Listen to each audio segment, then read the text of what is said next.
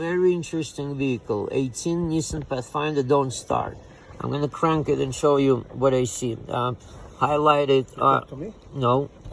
highlighted are the timing numbers, and the one more thing which is very important here, oil pressure in millivolts. Okay, I'm gonna crank it now.